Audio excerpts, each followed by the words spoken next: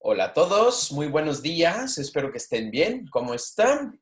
Yo estoy muy bien hoy y gracias por estar aquí en esta lección 7.2, Indefinite and Negative Words, palabras indefinidas y negativas. Ok, muy bien. A ver si alguien sabe algo de estas palabras. Tal vez nadie no sabe nada de estas palabras, okay? So what we're talking about today are indefinite and negative words, okay? Basically to talk about the hypothetical or something that is unknown or unspecified, and also to negate or contradict statements. So let's go ahead and get into the PowerPoint. Okay, so las palabras indefinidas y negativas. Muy bien. So indefinite words or las palabras indefinidas are undefined, right? Refer to things that are not specific. For example, someone or something. Now take a minute and think about some other words that may fall into this category. Someone, something, okay? Somewhere. Several different words, all right? Then we also have negative words. They deny the existence of people and things or contradict statements. For instance, no one, nothing, never, okay? And we'll get into these, but Spanish indefinite words have corresponding negative words, just like we have in English, right? Each of these words in English, someone, you can think of the negative word for that, no one, something, nothing, right? Never, always. Okay, so each has a corresponding, una palabra que corresponde con la otra. Okay, and they are opposite in meaning. So again, indefinite or undefined, right? Think about our indefinite articles. Okay, when we're talking about indefinite articles, we're talking about un or una, unos, unas. Okay, it is an undefined object, not specific. Okay, so that's why we can use this to expand our way of speaking and say, I'm looking for something or someone, okay, or nothing or no one. Okay? And you probably already know several of these words without having looked at these before, because like nada, you all know that from ¿qué pasa? Nada. ¿Qué hay de nuevo? Nada. Or nadie, no one. So let's get into these words here. Okay, pause the video, take a minute to write down the translations of these words in the chart on the lecture notes, and then resume and we'll talk about these. Okay, so we have here on the indefinite side, we have algo, algo. Okay, quiero algo de comer. You'll hear someone say that. Quiero algo de comer. I want something to eat. Okay, and we have the corresponding negative word, nada. ¿Qué hay de nuevo? Nada. ¿Qué pasa? Nada. ¿Qué quieres? No, no quiero nada. Okay, now you heard me say though, no at the beginning, and we're going to get into this, but a lot of these sentences require that you negate the verb either with a no or a negative word at the beginning of a sentence. Okay, and you also, if you're really paying attention, no quiero nada. If you're running that through your English brain, right, your English syntax, you're going to think, that's a double negative. But in Spanish, you are supposed to, not only supposed to, you're required to use double negatives once you start out a sentence in the negative, okay? Sometimes even a triple or quadruple negative, but we'll look at that. And then we have alguien. It almost looks like quien, right? When you say quien, it's who, right? Alguien, okay, alguien. Similar to that stem there from algo. Alguien would be someone or somebody, anyone, okay? ¿Hay alguien que pueda venir acá? Is there someone that can come over here and help me? No, no hay nadie. No, no hay nadie. There is no one or not anyone, nobody. Okay, so that would be the opposite of alguien.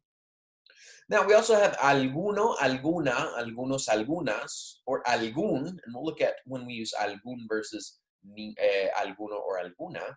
But if you guys have been paying attention throughout all the lectures, you'll look at that we often have to gender and number nouns when they are modified. Okay, and this is essentially functioning as an adjective here. Alguna cosa. right? Something. Or, a ver, ¿tienes alguna comida? Do you have some food or any food? ¿Tienes alguna comida para mí? I know, I'm hungry right now, perdón. Or we also have ninguno, ninguna. Now let's think about this. Why do we not have a ningunos or ningunas?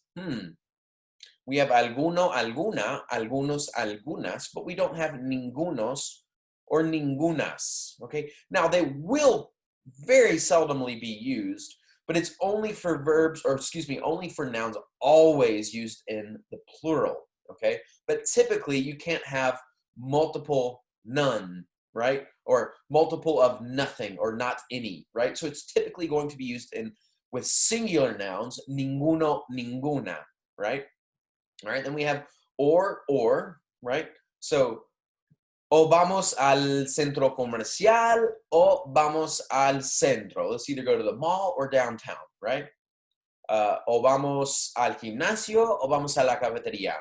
Okay, so let's either go to the gym or the cafeteria. No quiero ir ni al gimnasio ni a la cafetería. So I don't want to go to neither there or nor there. Okay. So when you're using a negative statement, you're going to say ni and ni. Or when you're using an affirmative or indefinite statement, you're going to say o or o and o. Okay. Now you can use these by themselves, but if you're going to say either or neither nor, you need to use both in the same sentence. Okay. Muy bien. Then we have siempre.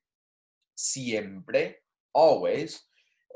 Siempre vamos a la playa en el verano. We always go to the beach in the summer. Siempre vamos a la playa. And if you heard me say that and you're like, no, nunca, nunca vamos a la playa en el verano. All right, now, there's two different words here for never or not ever, but they're used differently when you look at them. Okay, jamás is more like, I will never again, or not ever do that. Whereas nunca is more an opposite of siempre, never. Jamás to me means like never again or not ever, right? Jamás lo haré. I will never do that again, right? Okay, then we have también. You probably know that as already. Y tú también. Okay, and you also. Tú también. All right, and then we have the opposite of that would be tampoco. Neither or not either. Okay? Bien. Now, there are two ways to form negative sentences in Spanish. Like I was saying, you can either place the negative word before the verb, okay? And what that's doing is it's already negating the sentence. It's already making the verb negative, okay? Or we can place the no before the verb and the negative word after. So these are the same sentences. Let's look at these. Nadie se levanta temprano. No one gets up early. Okay? Now that's how we would typically say it in English, right? Nadie se levanta temprano. But you can also, in español, se puede decir, no se levanta nadie temprano. No one gets up. No one. Let's see, how would you work this in your English syntax? Does not get up early. No one. It's weird, right? No se levanta nadie temprano. Okay, so you can either negate the sentence with a negative word or put the no before the conjugated verb here. Okay, now another sentence. Ellos nunca gritan. Ellos nunca gritan. They never shout. Ellos nunca gritan. Or ellos no gritan nunca. They don't shout. Never. That sounds weird for our English syntax, doesn't it? Now, let's take a look at this now. Okay, in English, it is incorrect to use more than one negative word in a sentence, okay? You would make yourself sound like a double, or you would make yourself contradict because you would say, now, all right, let's think about this. We're all from the South, or most of us are, and if you're not from the South, you've at least lived here for a while. And where I'm from, people say, I don't know nothing, right? Which is grammatically incorrect, but it's colloquially accepted. So channel your inner mountain man, your inner your inner Southern person, right? Not speaking in an academic fashion. And this is how we're going to use the double negatives in Spanish. It's okay, right? These sentences will frequently contain two or more negative words. So let's look at these. Nunca le escribo a nadie. I never write to anyone. In English, that's how we would translate that. But if you're looking at it in Spanish, nunca le escribo a nadie. I never write to no one or nobody, right? No me preocupo nunca por nada. I don't never worry about nothing. Okay? Sounds really weird if we were following our perfect translation into English, but in Spanish, as soon as the verb or as soon as the sentence is negated or made negative, you must continue throughout the rest of the sentence using negative words. No me preocupo nunca por nada. In English, we would say, no me preocupa. You couldn't even really do that. I don't ever worry about nothing. Okay, I don't ever worry about nothing or anything. Okay, so it's okay to use those double negatives, almost triple negatives, quadruple negatives in Spanish. Nunca le escribo a nadie, no me preocupa nunca por nada.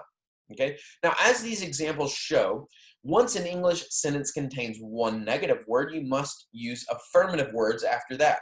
So if you have like a not or a never, every word following that will be in the affirmative. Okay, no other negative word may be used, but in Spanish, you must use those negative words after the sentence is negated. So no other affirmative word may be used. Instead, all indefinite ideas must be expressed in the negative if your sentence starts out negative. I just wanted to point that out.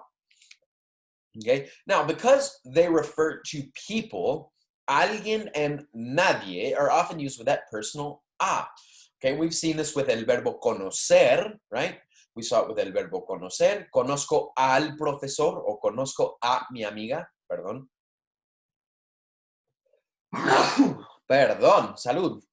Okay, so the personal a is often used before alguno, algunas, algunos, alguno, and ninguno, ninguna when those refer to people. Okay, and they are the direct object of the verb. So let's look at some examples here. Perdón, señor, busca usted a alguien. Are you looking for someone? Okay, and because it's referring to a person, we need that personal a there, that a alguien. Okay. Tomás, ¿buscas a alguno de tus hermanos? Okay, even though this is not saying alguien or nadie, we still are referring to someone by modifying the hermanos with this adjective, alguno. Okay, no, mamá, no busco a ninguno. Okay, no busco a ninguno. All right, now here, the response to, perdón, señor, ¿busca usted a alguien? No, gracias, señorita, no busco a nadie. Okay, so when the are referring to people, which alguien and nadie do, and when alguna, algunas, alguna, algunas, algunos, whatever, or ninguno, ninguna are using to modify people, and they're the direct object of the verb, you also need that a, that personal a. Okay, now before a masculine singular noun, we've seen this many times with our indefinite articles. So before a masculine singular noun, alguno and ninguno are shortened to algún and ningún. Algún and ningún. We also do this with our numbers, like 21, 31, 41. Yo tengo 21 años, right? I have 21 years, 21 años, okay? So these are shortened when they are in front of a masculine singular noun. We go from alguno and ninguno to algún and ningún. ¿Tienen ustedes algún amigo peruano? Okay, we have algún because we're talking about amigo. El amigo, right? Masculine singular, noun. Algún amigo. No tenemos ningún amigo peruano. Okay? Now, if you're following this and you're not clarifying the noun referring to ningún, so if you just went, no, we don't have not one, or we do not have one. No tenemos ninguno. If it's not followed directly, specifically by the masculine singular noun, then you would just use ninguno. Okay, so this is when they're shortened, when they are followed by a masculine singular noun. When it's assumed, we would still say, no tenemos ninguno. right? We're referring to that amigo, but it's not directly followed by that noun. Okay, very good. Now, pero is used to mean but, right? However, the meaning of sino is but rather or on the contrary. Now, let's look at when these would be used. So it is used when the first part of the sentence is negative and the second part contradicts it, okay? So here, las toallas son caras pero bonitas. Okay, that's not contradicting anything, right? And this first part is not in the negative, right? So the towels are expensive, but they're beautiful. José es inteligente. We're not contradicting the fact that he's intelligent. Pero no saca buenas notas. Okay? However, or but, he doesn't make good grades. Okay? It's not contradicting the fact that he's intelligent. We're just explaining, but, okay, he doesn't make good grades. All right. Now, with sino, we have to first have a negative sentence in the first clause, right? Los estudiantes no se acuestan temprano. Okay? So not only do we have a negative part, but we are also contradicting the first statement. Los estudiantes no se acuestan temprano, sino tarde. So the students don't go to bed early, rather late. But rather they go to bed late. Los estudiantes no se acuestan tarde, sino, acuestan temprano, sino tarde. María no habla francés. There we have a negated sentence. She does not speak French, sino español, but rather Spanish. Okay, we're contradicting the first statement, and we have a negative first clause. Muy bien. Okay, muchas gracias, chicos. There will be some practice up, and thank you all for listening to the lecture. Y nos vemos pronto. Adiós.